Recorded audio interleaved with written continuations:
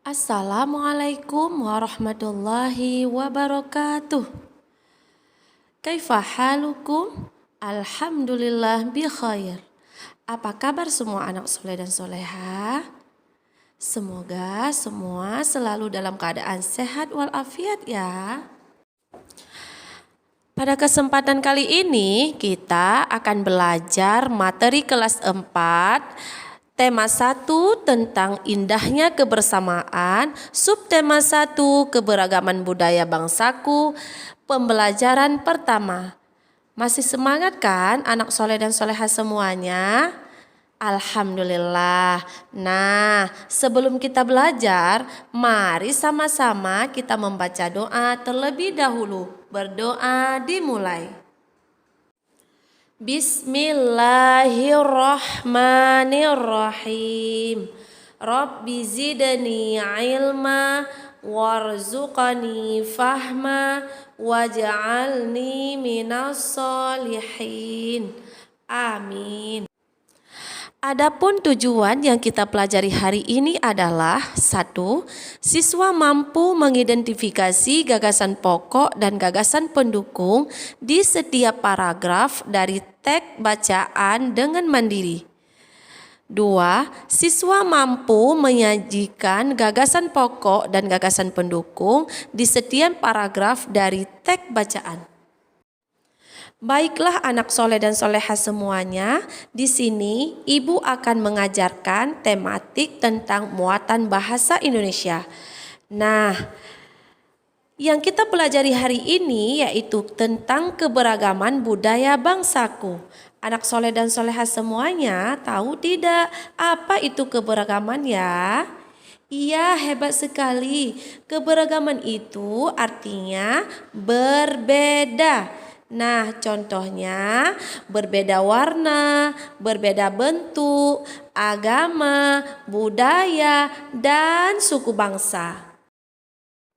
Anak-anak Bu Guru semuanya, sekarang boleh buka buku tematik Bu Pena jilid 4A pada halaman yang pertama. Nah, di halaman pertama itu terdapat sebuah teks bacaan tentang batik. Nah, sekarang coba sama-sama kita baca isi dari teks bacaan tersebut.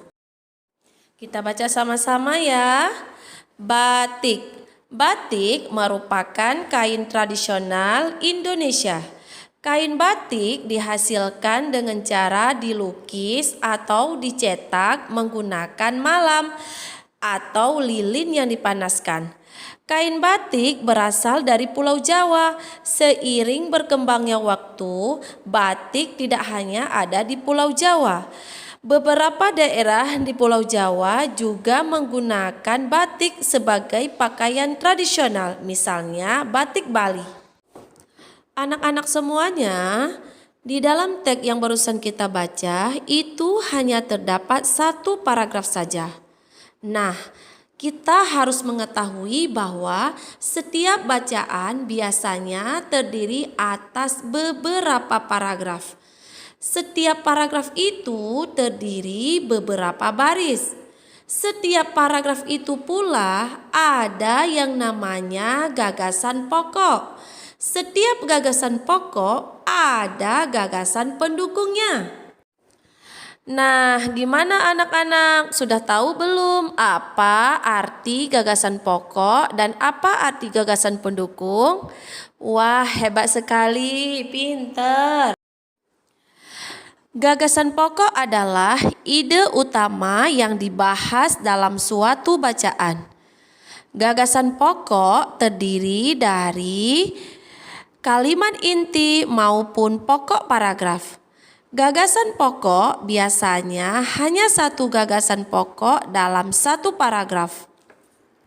Nah, setiap paragraf itu akan sempurna bila ada gagasan pokok dan gagasan pendukung. Gagasan pokok biasanya disebut juga sebagai gagasan utama, ide pokok, pokok pikiran, dan biasanya terletak di awal paragraf, di tengah, dan di akhir paragraf. Sedangkan gagasan pendukung adalah Uraian atau tambahan informasi untuk gagasan pokok. Gagasan pendukung biasanya lebih dari satu kalimat dalam paragraf.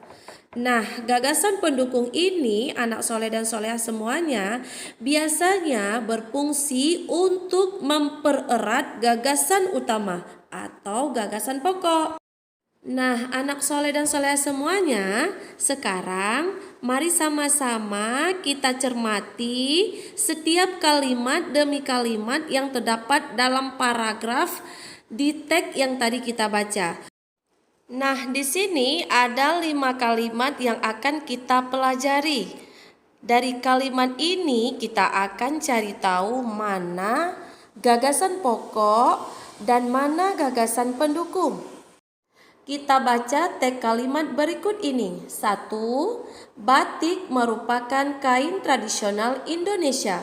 Nah, di poin kalimat yang pertama ini, anak soleh dan soleha, ini merupakan termasuk gagasan pokok. Kenapa dikatakan sebagai gagasan pokok?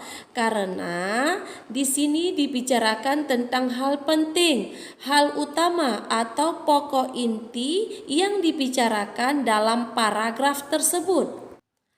Selanjutnya kita lihat lagi yang mana di sini yang termasuk ke dalam gagasan pendukungnya. Kita baca lagi kalimat berikutnya ya. Ayo sama-sama kita baca. Kain batik dihasilkan dengan cara dilukis atau dicetak menggunakan malam, yaitu lilin yang dipanaskan.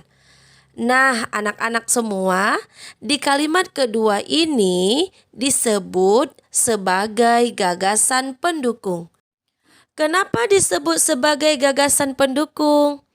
Iya, karena kalimat yang kedua ini menjelaskan tentang kalimat yang pertama atau disebut juga gagasan pokok. Nah, berikutnya kita lanjut lagi ke kalimat yang ketiga. Kain batik berasal dari Pulau Jawa. Seiring berkembangnya waktu, batik tidak hanya ada di Pulau Jawa. Beberapa daerah di Pulau Jawa juga menggunakan batik sebagai pakaian tradisional, misalnya batik Bali. Nah, ketiga kalimat ini sama-sama ini termasuk ke dalam gagasan pendukung. Nah, bagaimana anak-anak semuanya? Sudah dapat dipahami tentang materi kita hari ini? Barakallah, hebat sekali. Ternyata anak-anak semuanya sudah dapat memahami apa itu gagasan pokok dan apa itu gagasan pendukung. Baiklah anak-anak, cukup di sini dulu materi kita pada hari ini. Semoga materi yang Bu Guru berikan kepada anak-anak bisa bermanfaat dan bila ada kata yang salah, mohon dimaafkan. Bu Guru akhiri, wassalamualaikum warahmatullahi wabarakatuh.